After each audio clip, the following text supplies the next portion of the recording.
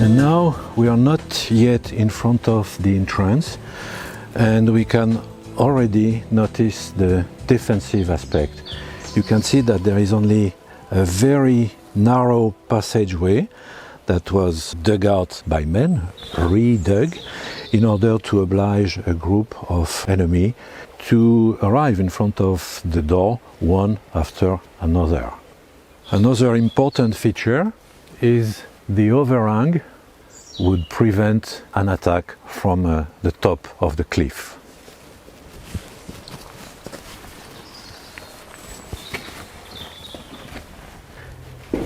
And here we are.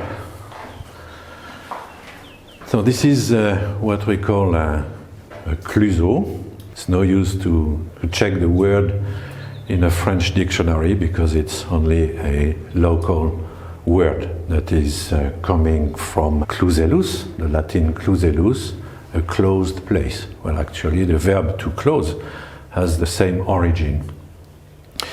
And I know that you will be very disappointed.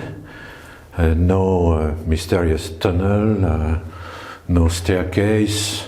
It looks almost empty at first glance. I say first glance because after a while you will discover that there are plenty of small fittings, small accommodations that are going to give us information about the people who were living here. Something we should notice right now is that the ground is irregular.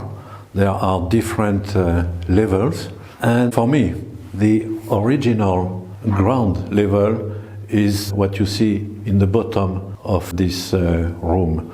This part has been redug and even transformed into a small quarry. You can actually see the grooves left by the men who came here in order to take off blocks of stone. What can you see? For example, what we call rings. You see one here. You see a big one there, perhaps to tie an animal. Well, it's difficult to give more information. You can also see in the bottom of the shelter right here that there are some concretions. So perhaps there was a way to get some water thanks to a wooden bucket. You can also see the pick axe marks everywhere. So this rocky shelter is artificial. It has been entirely redug, probably from a natural crack or groove in the cliff. Something interesting is the door. It's always the same system. How could it be closed? You see that there is what we call a rabbet and a kind of groove.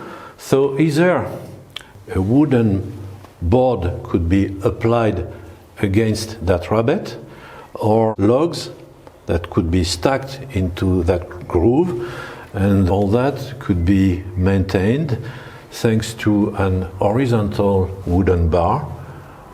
You can see where it was resting, and you can see what we call a comma groove that allowed the bar to be carefully fixed to the rock here.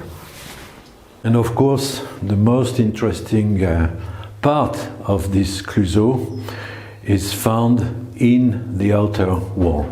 If you follow me, I will first show you those two natural grooves that were kind of enlarged. From where I am, a defender could easily check who was arriving, who was in front of the door, and with a spear could easily get rid of this person.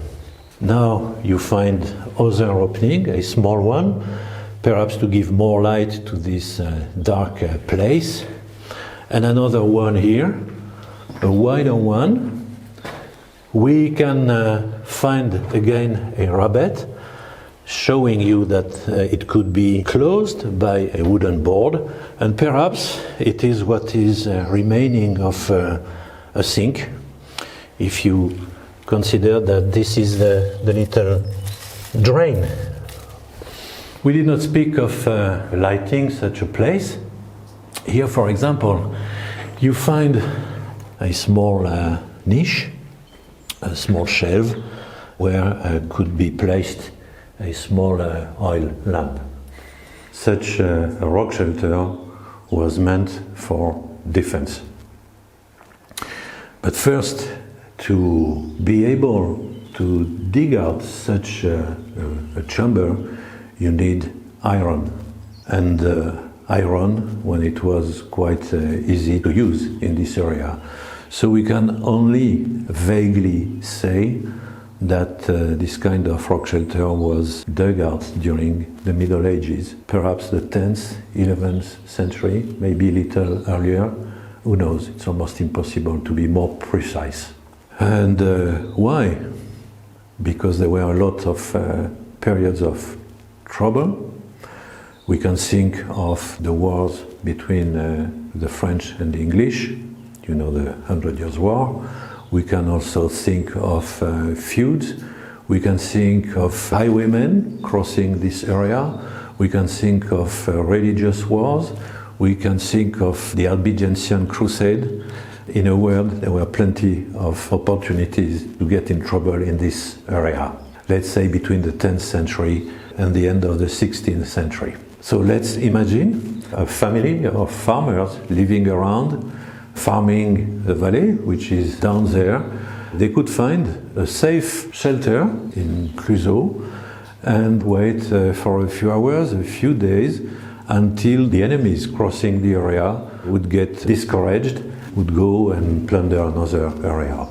And this is why you find so many of these Clusaz along the Vézère river valley and its tributaries.